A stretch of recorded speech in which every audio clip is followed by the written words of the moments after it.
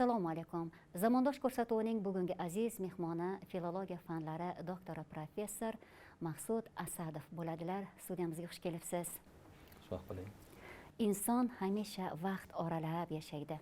Kezi kelsa dillashib yashaydi. Lekin hamisha o'z qadamini vaqtdan oldinroq tashlashga harakat qiladigan bir insonlar toifasi bor. Bu ijodkor qalbi. U vaqtga sig'maydi. Vaqt hamma narsa. Vaqt xushnudlik, vaqt qayg'u, g'am, dard, alam. Umringizni, obrazini bitta so'zda ayting. Nima u? Kitob. U kitobni yirtilgan varaqlari bormi? Albatta. Yirtilmagan varag'i bo'ladigan umr kitob bo'lmaydi hech qachon. Qaysi varaqlarni yirtib tashlagansiz? Va nima uchun? Bolalikning ayrim bir varaqlarini, ayrim og'riqli xotiralarini. Kuchingiz yetganmi? Yo'q. Harakat qilganman. Qaysi varaqlarni yana qaytadan joyiga qo'yishni istardingiz? Yirtilgan varaqlarni. Yirtasiz va baribir qaytarasiz. Qaytasiz. Odam o'zi bilan o'zi olishib yashaydi. Bu kitob faqat siznikimi, ya'ni o'zgalarga o'qita olasizmi? O'zgalarga o'qita olmaydigan sahifalari bor. Tushundim. Muddat keladi, o'sha kitob ochiladi. Muddat keladi, o'sha kitobni siz o'zingizdan ham yashirasiz. Ko'ngilni hujrasiga qo'yib qo'yasiz. Insonning ichida boshqa bir men yashaydi. Inson hamma haqiqatlarni u bilan dardlashadi, u bilan gaplashadi. U kim? U men. U qanday? U ismsiz bir men. Bu zohir, botindagi odam ikkalasi bittami yo kurashuvchanmi? Zohir va botindagi odam imkon darajasida mushtarak va uyg'un bo'ladi, imkon darajasida. Qachon kurashadi? Kurashmagan paytning o'zi yo'q. Hayot bu kurashdan iborat. Ko'proq qaysi biriga ishonasiz? Ichki menlikka. Chunki siz istaysiz, istamaysiz bahs, munozara, haqiqat tarozisi qaysi tomoni posangi bosishi u bilan hal qilinadi. Modomiki u haq ekan, nechun ichkarida, nechun tashqarida emas? Bu makondan o'rnini topolmayaptimi? Tashqarida to'la to'kis o'zligini namoyon qilishi uchun hamma imkoniyatlar yo'q. U yaratib beradimi yoki bumi? Ikkisi o'rtasida bo'ladigan mubohasa yaratib beradi. Ikkisini kelishtiradigan nima o'zi aslida? Shaxs. Yaxshi. Yoshlikdagi o'sha maqsadga qaytaylik. Necha yoshingizga qaytishni istaysiz? Vaqt sizga vaqt bersa. Yoshlik. Chamamda 3, 4, 5, 6 yoshlar atrofida. 3 yoshlik, ertaklarga ishonadigan davrdasiz. Nima bilan gaplashasiz? Xayolingizda susambil, parilar, devlar yoki bir daraxtlar. Tanlang bitta narsani. Yoriltosh. Yoriltosh ochilishini istardim. Siz uni ko'rganmisiz? Yo'q. Hayot yoriltoshga o'xshaydi. O'sha yoriltoshdan nimani so'ragansiz va u yerda kim berkingan? Bilasizmi, bugungi kun nazari bilan agar aytadigan bo'lsam, yoriltoshdan shu onamni ko'rishni istardim. Agar o'sha tosh yorilsa, onangiz bir lahza ro'y bersalar, paydo bo'lsalar, nima degan bo'lardingiz? Nimani so'ragan bo'lardingiz yoki? Nazarimda hamma muhabbatimni, hamma aytishim kerak bo'lgan yaxshi so'zlarimni bir lahzaga bo'lsa ham aytardim deb o'ylayman. Nima o'sha so'z? Uddalarmidingiz? Ba'zan bilasizmi, odam o'zi yaqinlariga bo'lgan muhabbatini ham ochiq-ochiq ayta olmaydi. Shunday. Ya bir istihola tuyg'usi bo'ladi yoki bir o'zbekchilik. Shunday. Hech va yo'qsa onasiga, otasiga bo'lgan muhabbatini, yaqinligini yaxshi ko'raman degan bitta so'zni ayta olmaydi. Shu so'zni qayta-qayta takrorlasam kerak. Shu so'zni topolmaysiz baribir. Shuncha tuyg'uni ifodalab beradigan bitta so'z yo'q. Uni ifodalab berish uchun baribir bag'riga otilgan bo'lardingiz. Bitta so'zga ehtiyojingiz, ruhiy ehtiyojingiz tug'ilyapti-da. Birinchi so'z qanday kelgan sizga? So'zlar tushadi-ku. So'zning joni bor, ruhi bor. Adabiyotning ichida o'sganman. Otam o'sha rus tili va adabiyoti fan o'qituvchisi. Shunda bizda yaxshi kutubxona bor edi uyda. Bu juda ham yaxshi. Kattagina kutubxona.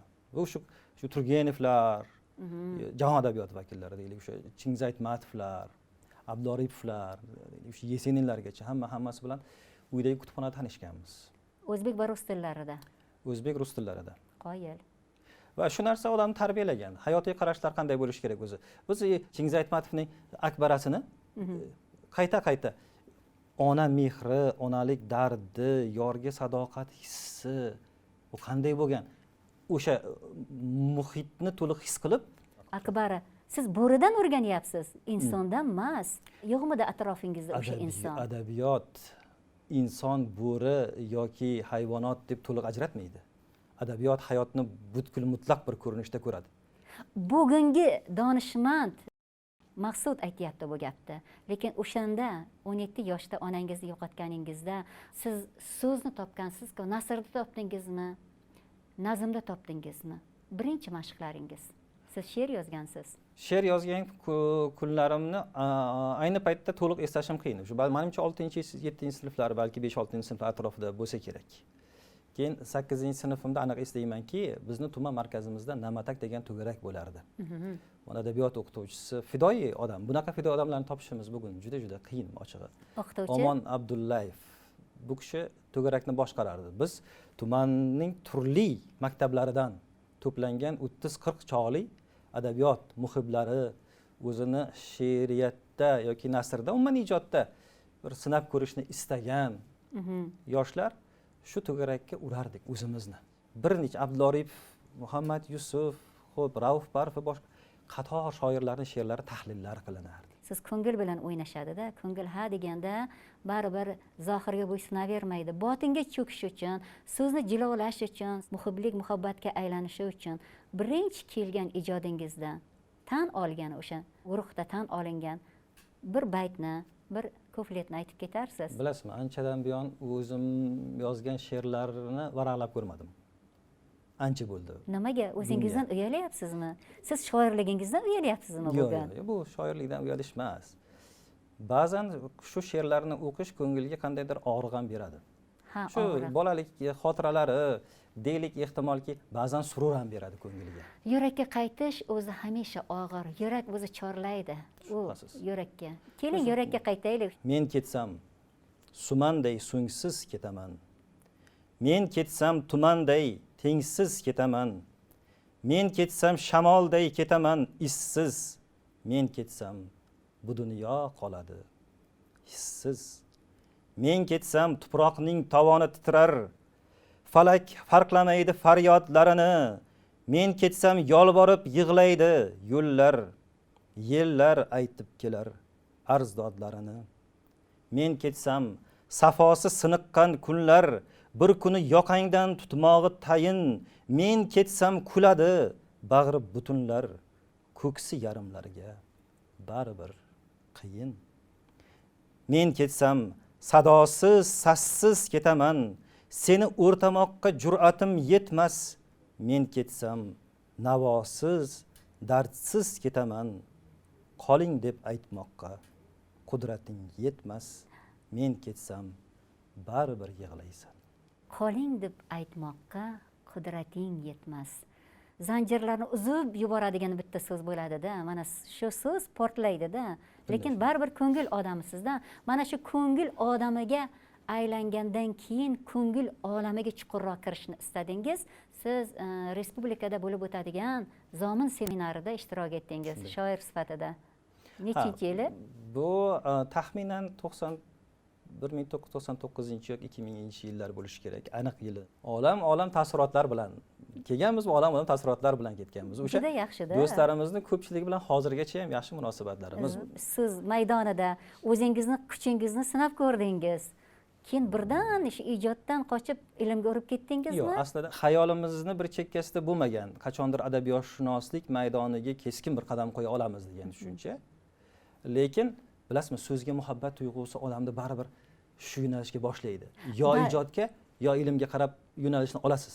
Baribir she'riy kitobchangiz chiqqan edi, adashmasam. Yonayotgan tosh. Yonayotgan tosh. Bir kitob chiqib qoldi. Gullayotgan tosh Shavkat Rahmonning yonida dadillik bilan yonayotgan tosh dedingiz. Yondimi u toshlar? Yondirishga harakat qilyapmiz. Ay Alloh. Nazarimda. Yaxshi. Va o'sha universitetga o'qishga kirganmiz. Biz aytdik, bu jarayonni qanaqa kechganligini. O'sha kitobga albatta biz yoshlik, bolalik davri faqatgina oila bilan emas, muhit bilan ham bog'liq bo'ladi. Atrofda ustozlarimiz Sobit aka, rahmatli Yusuf akalar bizga dars bergan. Qishloq maktabidagi o'qituvchilarimda bular. Va ularni tarbiyasi, adabiyotga bo'lgan bizni uyg'otishlari shoir bo'lasan deb kimdir aytgan-ku baribir birinchi. Ba'zi ustozlarimiz ismlari esdan chiqib qoladi. Familiyasi bilan eslab qolganmiz. Mana Jumayeva ustozimiz. Oq she'r to'g'risida bir suhbat kechib qoldi. Oq she'r. Keyin biz olib oq she'rni Nima ekan bu she'r? nima ekan endi u qanday, nima uchun bu barmoqqa sanaymiz. Sanasak to'g'ri chiqmaydi. Va keyin bu kishi aytgan, u to'g'ri chiqmaydi. Masalan, Sarbast. elas xotirangda qolgan yarim yorti bir tushunchalarni o'zi ham ko'ngliga yorug'lik beradi-da. Albatta, mana shular eng katta maktab bo'lgan, bilasizmi? Bolalikda mana shu. Va endi shu orqali keyin universitet hayoti boshlandi. Asosan zamonaviy adobiyotshunoslik qanday bo'lgan, ko'proq shunga qiziqib yurdim. Bir og'iz baribir e'tirof etildingizmi, yo'qmi zominda? Albatta. Zominda e'tirof etildik. Nima, kim qanday baho berdilar? She'rlar yaxshi baholandi. Men universitetda o'qib yurgan paytlarimda bu paytda targ'ibot masalalari bo'lardi. Rahmatli Muhammad Yusuf va Najmiddin Komilov, professor Najmiddin Komilov mashhur olim, bular targ'ibot masalasida universitetga borishdi. Zo'r-ku. Va shu yerda endi ular bilan suhbatlar kechdi, savol-javoblar kechdi. Muhammad aka bilan shunda gaplashganman. U kishi keyin mana she'rlarimni eshitgan. She'rlar o'qiganmiz ijodkorlar. She'rlaringizni olib kelib bering degan. Bir dasta she'rlarimni olib kelib berganman. Va shu she'rlarni yoshlikda e'lon qildi bu kishi. Siz Muhammad akani tanladingiz, lekin taqdiringiz baribir Najmiddin Komilov yo'lini tanladi-da. Bu yerda juda katta buyuk donishmand, alloma bor Najmiddin Komilov, ha? Qarang, Najmiddin Komilov darajasiga yetishni har bir soha mutaxassisi adabiyotshunos juda orzu qiladi. Orzu qiladi. Undan keyin Ibrohim Haqqul rahmatli darsga borgan bizga. Buxoroga, universitetga. Va keyin suhbatlashganmiz u kishi bilan. Ancha suhbatimiz kechgan. Shu bilan yaqinlik boshlangan. Yolg'iz. Sizdan boshqalar ham bo'lgan-ku? Ha, boshlanishda albatta ustozlar bilan borganmiz. Keyin o'zim alohida borganman. Siz ularni tanladingizmi, ular sizni tanladilarmi? Qiziq bo'lgan. O'zi bir narsa deyish qiyin bu jarayonda. Chunki bu suhbatlar bir-birini to'ldirib kelgan. 4-kurs o'qiymiz. Magistraturaga kirmoqchimiz siz, ha? Magistraturaga kirmoqchimiz boshqa. Va unda davom ettirsangiz bo'ladi, harakat qilsangiz bo'ladi. U kishi ham aniq yurak ochib, aniqroq aytganda bir narsa demadi. Men ham yurak yutib bir narsa deganim yo'q. Vaqt o'tdi, aytdim, har yili kelardi u kishi. Magistraturani 2-bosqichidamiz. Bu paytda asosan fitrat ijodi bo'yicha ilmiy ish qilamiz. Asosan shu fitrat ijodi, keyin o'sha jadid adabiyoti, ma'rifatchilik adabiyoti bilan bog'liq bo'lgan jarayondagi qiziqishlarimiz ko'proq bo'lgan. Avloniy ijodi, Siddiq Ajizlar, boshqalar, kamiylar deylik. Va keyin 2-bosqichdamiz, ancha suhbatlashdik. Ular ijodi bo'yicha, ularning ijodining ildizi qanday kechgan. Shunda bu kishi aytdiki, siz aspiranturaga chiqasizmi? Chiqaman aspiranturaga. Shu iloji bo'lsa domla shu Toshkentga borsak, shu Fanlar akademiyasi aspiranturaga topshirsak. Bu kishi aytdiki, qiynalib qolasiz. Juda bir insonparvarligi bor edi. Qaysi jihatdan? Qiynalib, moddiy jihatdan. Ilmingizga ishonmayaptilarmi yoki sizni ayayaptilar? Shunday, moddiy jihatdan biroz qiynalib qolasiz. Toshkent katta muhit. Bu yerda tirikchilik masalalari ham anchagina odamni qiynaydi. Va shu bilan sinab sizni bo'yningizga qo'yaptilar-da, toblayaptilar. Ikkilanganman boshida. Ancha ikkilanishlar bo'ldi. Lekin qaror qat'iylashdi. Keyin shunda o'sha bilan gaplashdik-da, aytdiki, ikkita mavzu. Bobur ijodi, Bobur she'riyati bor va shu janr masalasi bor Navoiyda. Ketib 1-2 kun chavancha o'ylab keyin oldilariga keldim.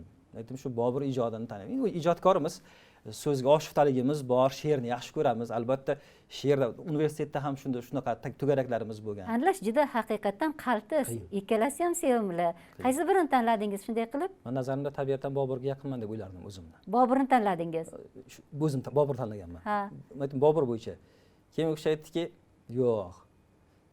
Shu dedi, siz mayli, bu Bobur haqida bir narsa yozasiz hali, o'rni keladi. Siz dedi, mana shu Navoiyda Soqinoma degan janr bor. Bu juda murakkab janr. Aytdim, o'zi tabiati bilan janr masalasi aynan murakkab. Uni ishlash ham murakkab. Uni poetik xususiyatlarini ochib berish ham ancha qiyin ish. Shu uchun aytdim, bir ko'ngil odamiga erkinroq narsa kerak bo'ladi. Desam, yo'q, buni erkinliklarini ichiga kirgandan keyin his qilasiz. Ana, bu Ibrohim Haqqul. Shunday. Va shu bilan biz Navoiy ijodida shu janrlar masalasiga to'xtaldik. Sizni o'zingizdan ham ko'ra ko'proq ko'ra bilganlar. Sizning ko'nglingizni ko'proq ko'ra bilganlar va o'sha ko'nglingizdagi mana shu piyolani aslida bir ilohiy may bilan to'ldirishni istaganlar. Shuning uchun ham eng avvalo Navoiyga yo'llaganlar. u inson. Adabiyotda shundayki, ustozni o'rni juda muhim. Ustozni o'rni. Shunchalik bo'ladi, bilasizmi, qay darajada? Eng avvalo ustoz va shogirdlik maqom darajasi Qur'oni Karimda keladi. Ana, to'ppa. Shu o'rinda ustoz agar chinakam ustozlik maqomida bo'lsa, shogirdning hali uni darajasiga yetmagan holatda e'tirozlari bekor. Alisher Navoiy Mahbul qulub asarida keltiradi. Bistomiy bilan bog'liq bo'lgan o'rinda Boyazid Bistomiy. Boyazid Bistomiy. Boyazid Bistomiy bilan bog'liq bo'lgan o'rinda keladi. Bu kishi shogirdi bilan yo'lga chiqadi-yu, oldidan bir sharqirab oqib turgan soy. Shunda Boyazid Bistomiy Alloh, Alloh, Alloh deydi-yu, bu kishi shu soydan o'tadi yurib. Albatta rivoyat. Lekin har qanday rivoyatning o'ziga yarasha qandaydir bir maqsad, g'oyalar, haqiqatlari bor. Shogirdiga "Sen Boyazid deb o'tgin" deydi. Shogird Boyazid deb o'ta boshlaydi-yu, yarmiga borgandan keyin o'ylaydi. Bu kishi meni deydi shirkka boshlayapti ustozim. Ana. Nimaga o'zi Alloh dedi-yu, men Boyazid deyapman. Cho'kadi. Kesildi. Ixlos kesildi, cho'kadi. Va uni bir amallab qutqargandan keyin aytadiki, "Ey, sen nodon. Avval oldin Boyazidga yetgin. Ana. Keyin Allohga yetasan." Xuddi shunday. Hali sen Boyazidga ham yetmading-ku, sen to'g'ridan to'g'ri cho'qqiga. Xuddi shunday. Chiqmoqchi bo'lasan. Avval Boyazidning etagini barini qo'lini ishlagin, keyin unga yetasan. Endi ustoz Boyazid darajasida bo'la olsagina. To'g'ri, Boyazid bo'lsagina. O'sha ma'noda lekin siz Boyazidni topdingiz. Nazarimda shunday deb o'ylayman. Nazarimda albatta u to'g'ri yo'l ko'rsatgan, to'g'ri yo'lni chizib bergan biz uchun. Va shu jarayonda ishladik, harakat qildik. Aspirantura bo'ldi, undan keyin bu jarayonlar doktoranturaga ulandi. Albatta yo'qotishlar bo'ldi. Shubhasiz Soqiynomaga ko'ndingiz. Men Soqiynomaga ko'ndim, lekin ular aytgani uchunmi? Yo'q, o'zim qiyinligini bilardingiz.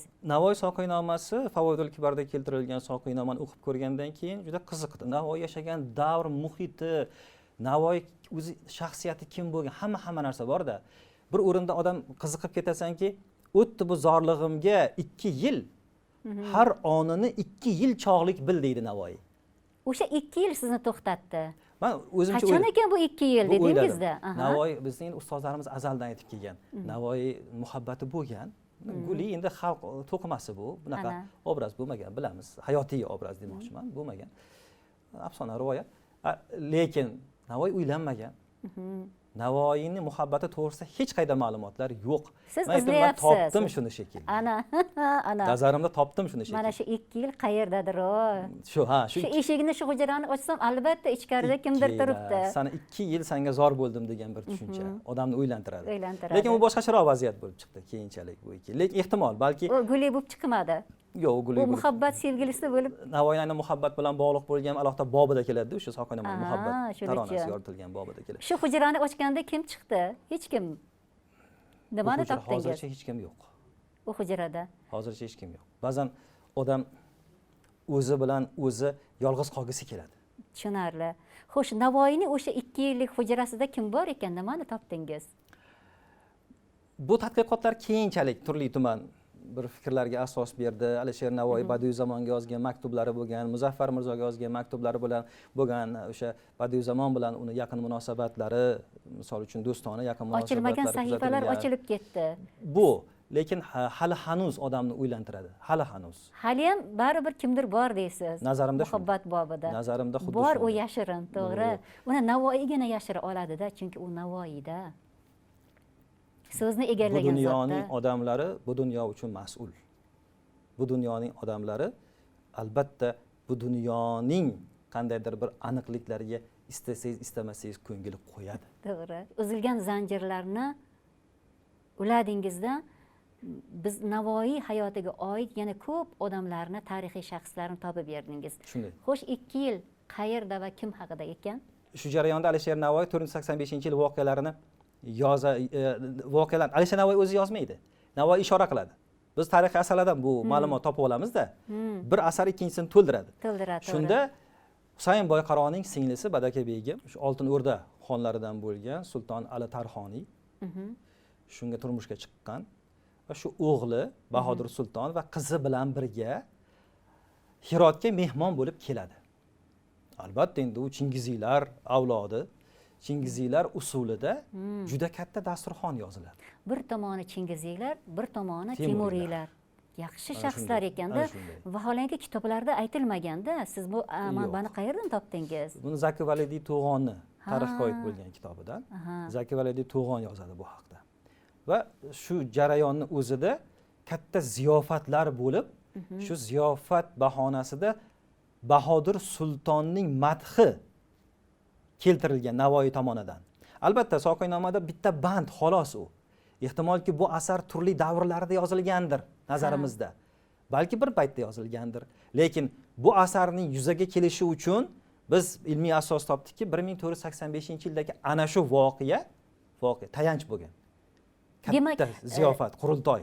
Nega Soqiynoma? Nega boshqacha qasida emas? Soqiy u endi davrani boshqaruvchi kishi.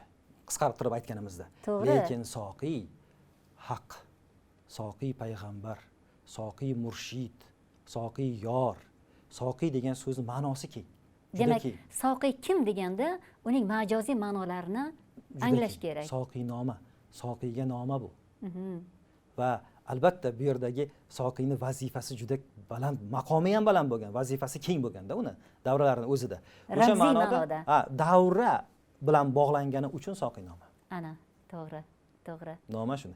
Lekin buni ildizlari juda chuqur.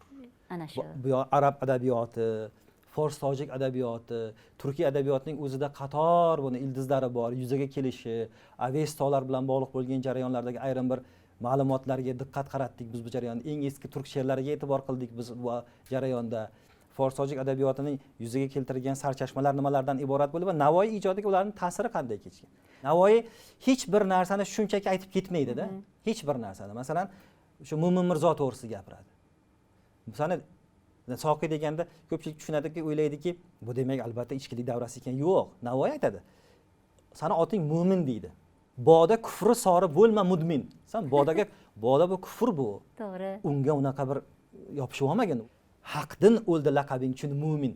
So'z o'yini bilan Mo'min degan so'zga ikki mazmunni yuklaydi. To'g'ri. Sen Mo'minsan, musulmonsan va Mo'min Mirzosan.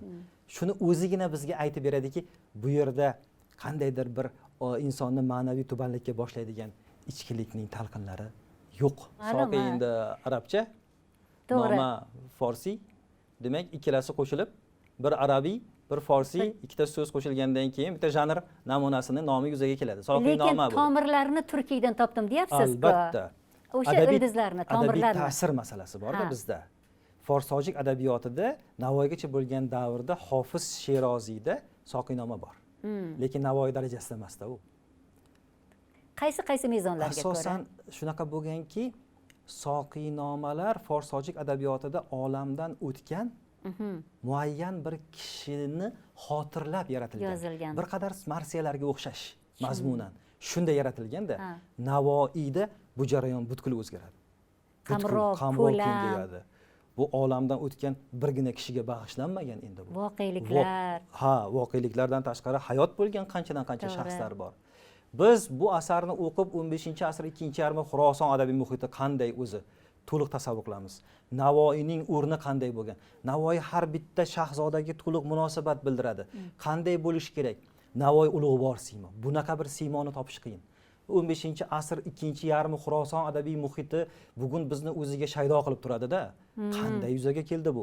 Faqatgina Temur boshlab bergan ulug' saltanatning bir mevasi o'laroq paydo bo'ldimi yoki o'sha saltanatdagi yutuqlarini shaxs o'ziga to'liq singdirgandan keyin yuzaga chiqdimi? Nazarimda ikkinchisi to'g'riroq bo'ladi. Chunki bu davrda juda ko'p ijodkorlar ijod qildi-ku.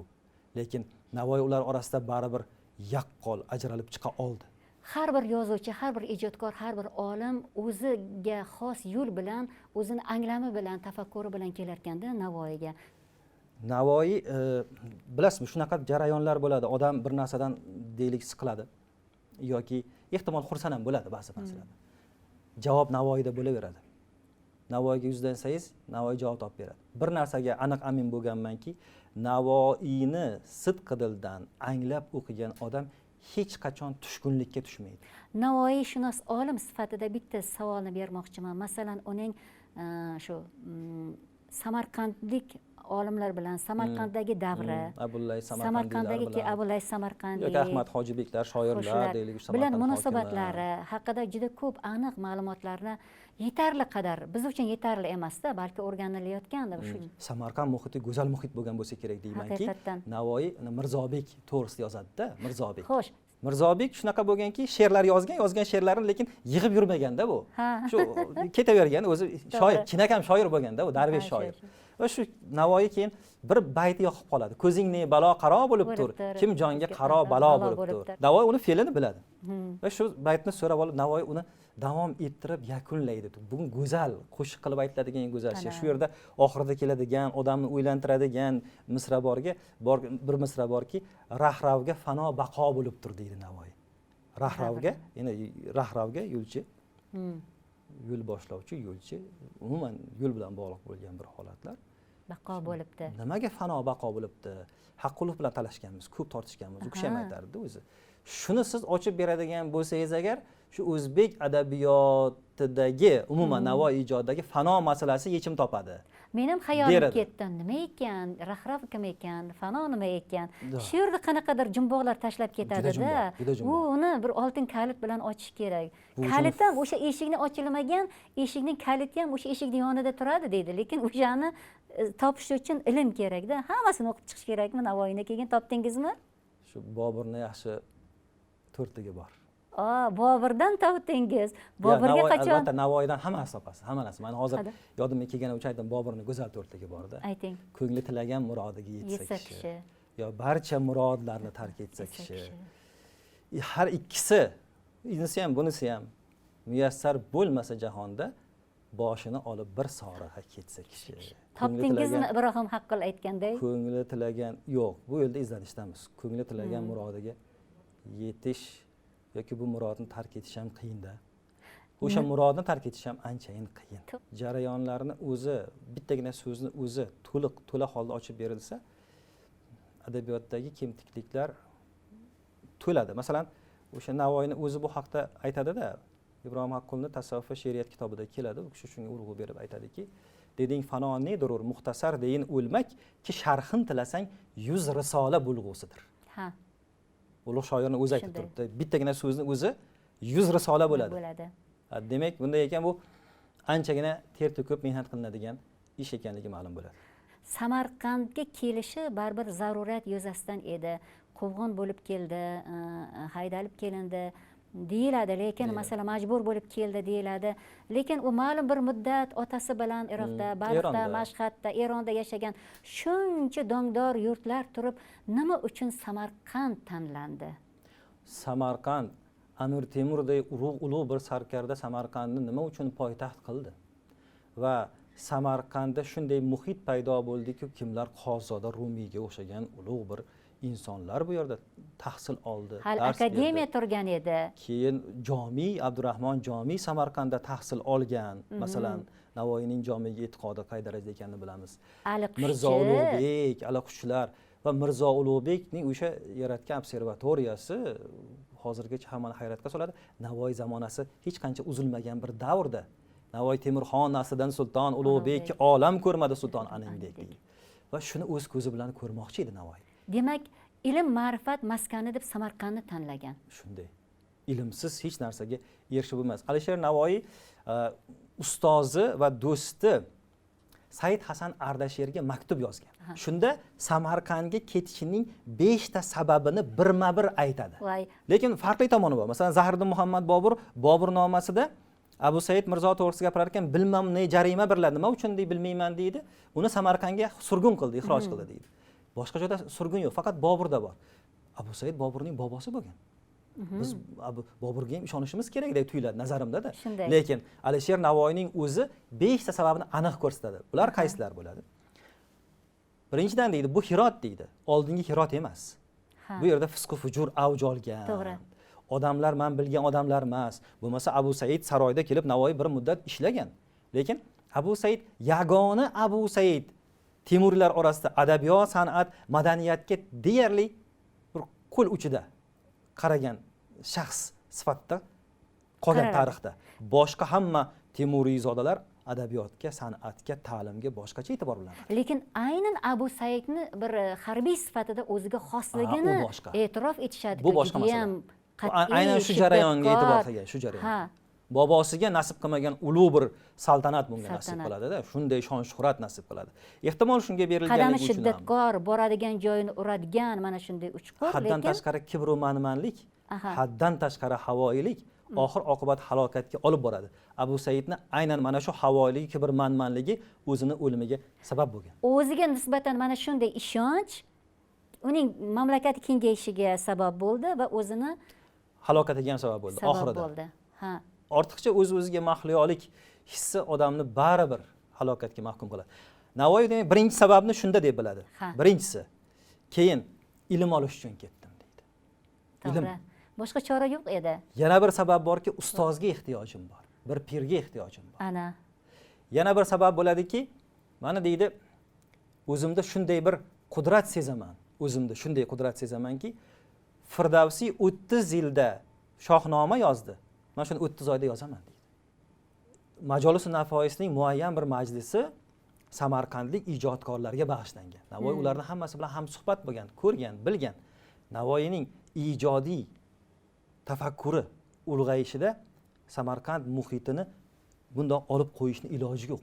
Lekin qiynalganini ham yozadi-da. Shubhasiz qiynalishi aniq edi bu jarayonda. Ikki tog'asi bu paytda o'sha Abu Saidga qarshi kurashda bo'lgan Husayn Boyqaroni qo'llab-quvvatlagan bular. Bularning o'limi og'ir ta'sir qilgan bunga. Juda og'ir ta'sir qilgan. Va iqtisodiy jihatdan qiyinchiliklar albatta bo'lgan. Abu Said boya aytganingizdek Abu Said yaxshi sarkarda, lekin Abu Said o'zining qo'l ostidagi beklari, amirlariga hamma mol-mulkni o'zidan begona bo'lganlarning mol-mulklarini to'liq tortib olib beradi. Ana. Navoiy uchun ham qiyinchilik davrlar shu paytda bo'lgan. Navoiyni bilasizmi qanaqa bir o'ziga xos axloqiy tamoyili bor edi Navoiyni. Hech qachon Temuriy zodalarning birortasi haqida juda keskin bir gapirmaydi. Ularni qoralamaydi hech qachon. Temuriy zoda bu ham chunki shohlik huquqi bor uning. Abu Said u hech qachon Abu Said davrida shunday qiynaldim, bunday bo'ldi, Abu Said bunday qilib unaqa demaydi, ishora qiladi. Bir hujrada deydi, holsiz yiqildim deydi. Abu Said zamonasi edi deydi. O'zing tushunib olgin demoqchi bo'ladi. Tushunarli. Bu Abu Said zamonasida bo'lgan, boshqa davrda bo'lgani yo'q bu narsalar. Navoiyning Boburga yozgan maktubi haqida nima deysiz? U bo'lganmi va topilganmi va u qanday maktub bo'lishi mumkin? Bobur buni eslaydi. Boburnomada. Bobur boshqacha shaxs. Bobur hamma narsani ochiq-oshkor aytadi. Masalan, Navoiy shu dadilligi shoh bo'lgani uchun ham kuch beradimi deb o'ylayman-da, baribir. lekin shoh bo'lmagan paytlaridagi holatlarini ham biz o'ylab ko'rishimiz kerak. Hali to'la 9-12 yoshlarida baribir bola. shahzoda bo'lib katta oilada tug'ilish ichki bir quvvatni beradi-da, dadillikni. Navoiygacha. Navoiy qanday oilada tug'ildi? Navoiy ona tomondan bobosi u vazir lavozimida bo'lgan. To'g'ri, endi otasining amir bo'lganini, katta yer mulkka ega bo'lganligini bilamiz, lekin baribir shoh, vazir-vazirda. Hukumat, taxt saltanati kimning qo'lida turibdi? Qilich kimning qo'lida turibdi? Shaxsiyatni shakllanishi uchun muhitning o'rni, roli benihoya katta. Shaxsiyat shakllanishi uchun bilasizmi? Ikkita katta shaxsiyat turadi ko'z oldimda. Bobur, Navoiy ikki yonda.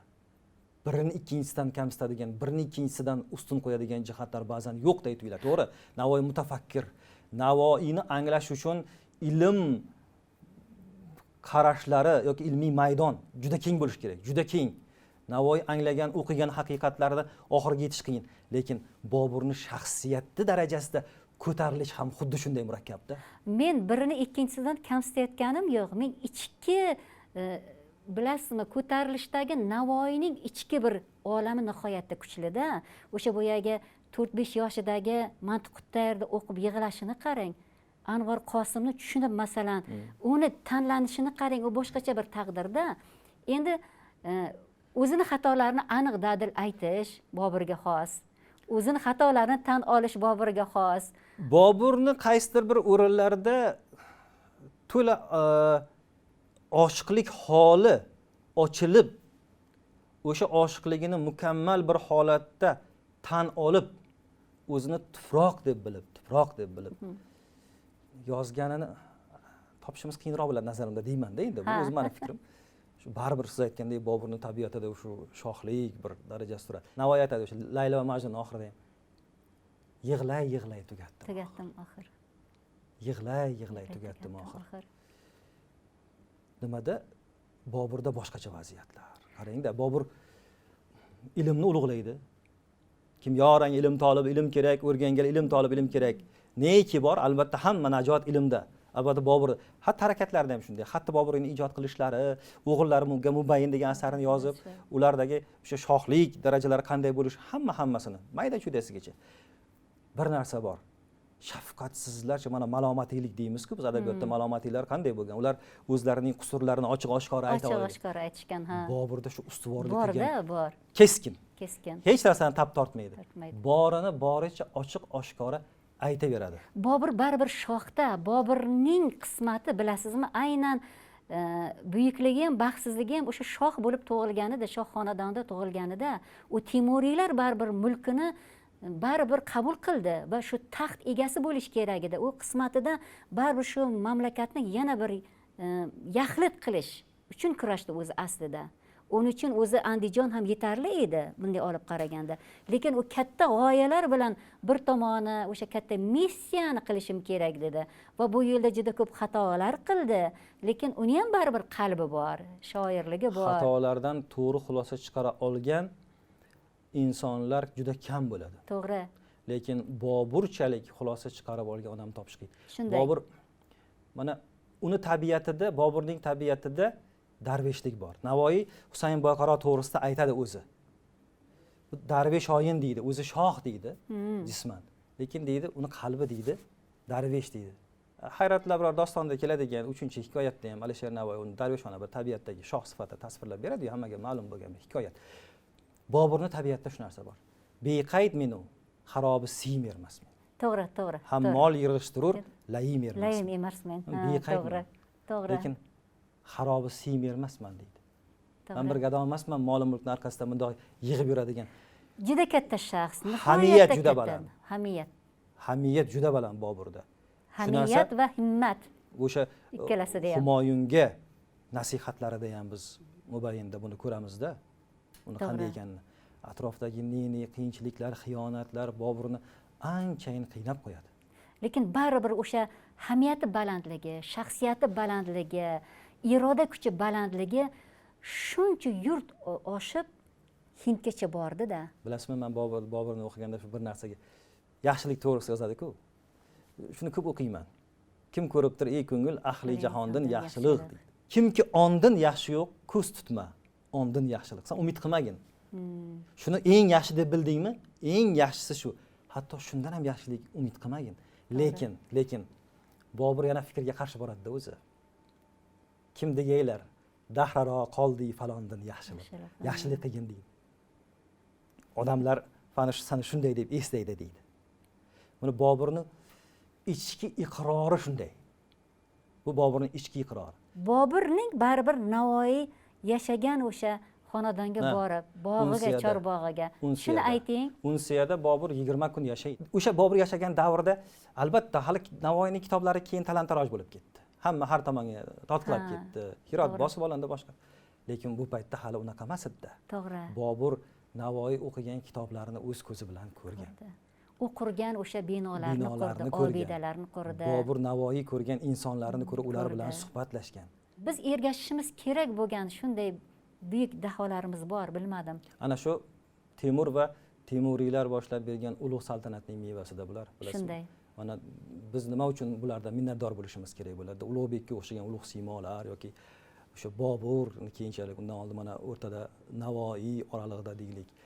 O'zbek adabiyoti bir go'zal adabiyot. Navoiygacha bo'lgan davr o'zbek adabiyoti va Navoiydan keyingi davr bitta shaxs nomi bilan bog'liq bo'lgan shuncha qudratli bir fikrni biz adabiyot misolida ayta olamizda bugun. Sher Navoiy ensiklopediyasini yaratish 4 jildligini bu juda katta jasorat. Bu ustozlarimiz g'oyasi o'sha Abduqodir Hayitmetovlar g'oyasi bo'lgan, orzusi bo'lgan ularning. Orzusi bo'lgan, albatta. Keyin orada endi turli tuman qiyinchiliklar, mafkuraviy cheklanishlar bular bilan bog'liq bo'lgan masalalar yuzaga chiqadi-yu, to'xtab qoladi. Bu ishni davom ettirdik keyin. Mana shu 4 ta jilddan iborat bo'lgan nashr chiqdi. va ayni paytda institutda bizda yana jahon navoshunosligi elektron platformasi yaratildi. Hozir bu ham 8 ta tilda faoliyat olib boryapti ayni paytda. Alisher Navoiy xalqaro jamoat fondi tashabbusi bilan respublikamizda birinchi navoiyshunoslar forumi tashkil qilindi.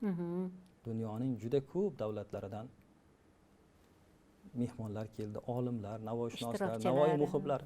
Ular bilan fikr almashishlar, ko'pgina asarlar tarjima qilingan. Havas qilasan odam bugun. Bizni yurtimizga xorijlik olimlar bemalol kelib ketyapti.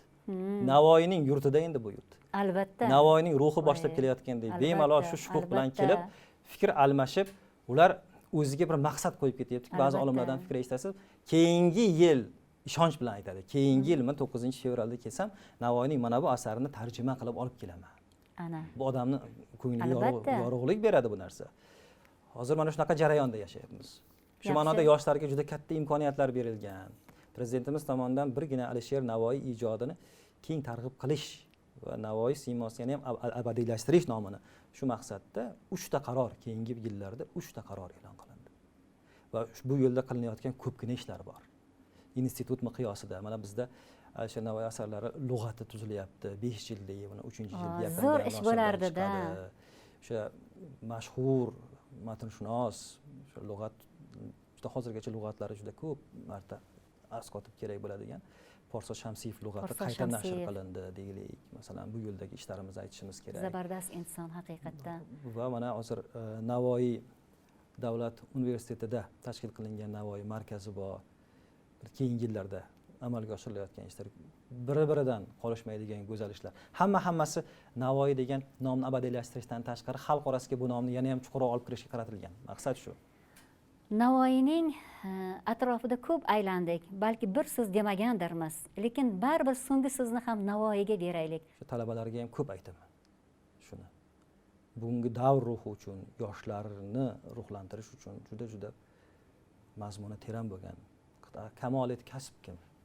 Olam uyidin senga farz bo'lmagay g'amnoq chiqmoq. Jahondan notamom o'tmak bi aynih erur hammomdan nopok chiqmoq. Har jihatdan kamolotga erishish bugungi kun yoshlarining vazifasi. Samimiy suhbatingiz uchun rahmat, tashrifingiz uchun tashakkur. Bu zamondosh edi. Ko'rsatuvimizning bugungi aziz mehmoni filologiya fanlari doktori professor Maqsud Asadov bo'ldilar. Xayr, sog' bo'ling. Rahmat.